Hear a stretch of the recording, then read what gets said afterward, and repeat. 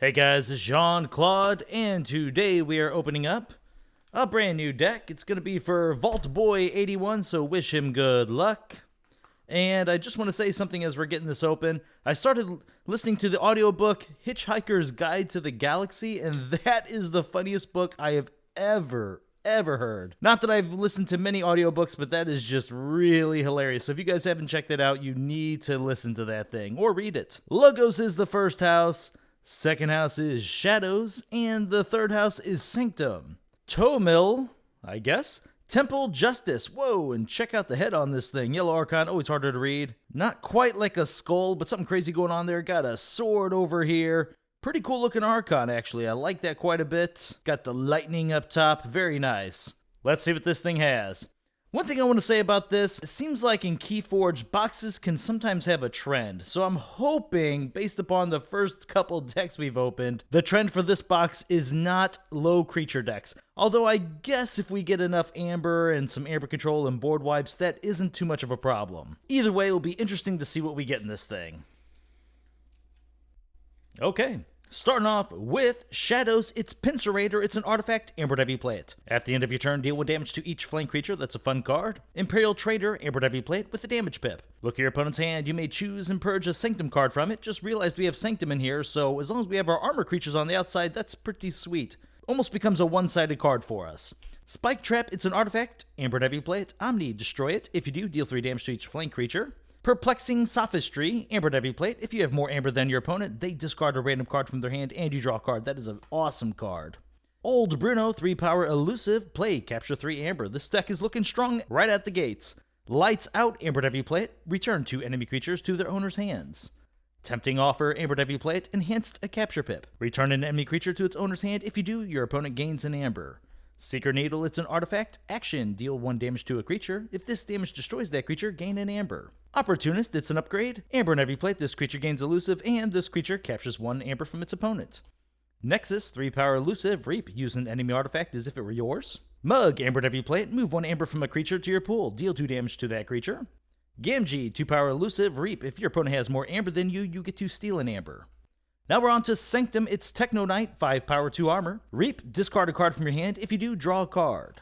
Ooh, Barrister Joya, 5 power 1 armor, enemy creatures cannot reap. Great card to put on your flank thanks to that Pincerator, and just a fantastic card all around. That's probably one of my favorite cards to come out of AOA. Rather, one of my favorite fair cards from AOA. There were some really abusive cards that came from that set. I unfortunately never opened any for myself, like the Proclamation or Martian Generosities. Amberheart, artifact with the damage pip. Action, exalt, ward, and fully heal a friendly creature. Fantastic with that Joya, love protecting it. Squire Alice, 2 power 2 armor, play, capture 2 amber.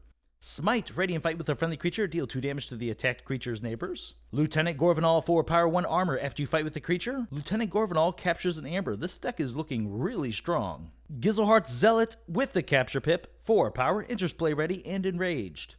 Fangs of Gizelhart, amber whenever you play it, purge the most powerful creature. Okay, so far we haven't seen like any 6 power, or let's see, there's been a bunch of 4s, we had 1 5 there. Shadows shouldn't have anything too big. Yeah, okay, so not a bad card in here. Commander, amber whenever you play it. For the remainder of the turn, after you play another card, a friendly creature captures an amber. This is a great card to see, maybe not so much with that things we were talking about earlier. Champion NFL, 6 power 1 armor, taunt, very good. This could help protect the Gamgee in like the Squire Alice. Oh, another Champion NFL. We'll have to be careful whenever we play the Fangs there. Burning Glare, amber whenever you play it, enhance the damage pip, stun an enemy creature, or stun each enemy mutant creature. Now oh my god! Never use Fangs if you have this out. Holy heck, we have a gigantic creature in Logos, Ultra Graviton, slide this up. 10 power 3 armor, play only with the other half of Ultra Graviton. As you can see, if this is your first time here on the channel, this is 2 cards making up 1 amazing creature. 10 power 3 armor, whenever you play it, archive the top 5 cards of your deck, fight, reap, discard a card from your archives. If you do, purge a creature and resolve each of its bonus icons as if you had just played it. Fantastic, love seeing Ultra Graviton. There's It's Coming, amber whenever you play it, search your deck and discard pile for either half of a gigantic creature, reveal it, and put it into your hand, shuffle your deck. Research Smoko, 2 power destroyed, archive the top card of your deck. Neurosiphon, amber whenever you play it, if your opponent has more amber than you, you get to steal 1 and draw a card. Krazap, destroy each non-mutant creature, gain 1 chain. Ooh, I think Ultra Graviton is a robot, so gotta be careful with that card as well. Yes, it's a robot, not a mutant. Titan Engineer, 6 power while it is not on a flank. Keys cost +1 amber. Standardized testing. Kind of funny in a deck with a gigantic creature. Destroy each creature with the lowest power and each creature with the highest power. Opposition Research with the damage pip. Enemy creatures cannot reap during your opponent's next turn. Logica, amber whenever you play it. Discard cards from the top of your deck until you discard a Logos card or run out of cards. If you discard a Logos card this way, put it into your hand. Great card helps you find sometimes the other half of the Ultra Graviton. Daughter, 2 power elusive. During your draw card step, refill your hand to 1 additional card. Bot booked in, 4 power, reap, play the top card of your deck, and that is the final card of the deck. Wow, this deck had a lot of really good things going for it. The board wipes were kind of iffy, simply because a lot of them would hit our Ultra Graviton, but the Amber Control and Amber seemed to be fine. A lot of great cards. Logos doing its thing, creating card advantage, playing the top, drawing cards, finding more Logos cards. Very sweet. Let's get our Amber up. Okay. See, ooh, Fangs. Sometimes we cannot play that, so will we count it as Amber? Probably, but it could be iffy. Maybe there was a little bit less Amber than I was thinking. I know Shadows had a good amount, though. There we are. Okay, so for Amber, we have 1, 2, 3, 4, 5, 6, 7, 8, 9, 10, 11, 12, 13. 13, a little bit lower than the average, but still pretty good for this deck. Our creatures have some survivability, and we should be able to get some good reaps out of them. Now, for Amber Control.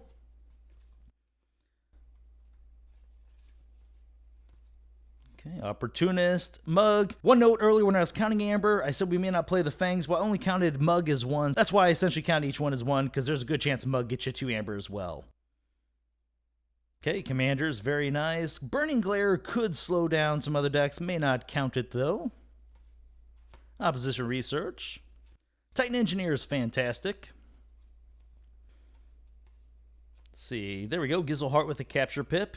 Most of the good Amber Control happened to be inside of Sanctum, which is surprising considering this deck had Shadows in it. Alright, so we have 1, 2, 3, 4, 5, 6, 7, 8, 9, 10, 11, 12, 13. Yeah, 13 cards, slowing our opponent down in some way, shape, or form. Very cool. Now let's check out the creatures.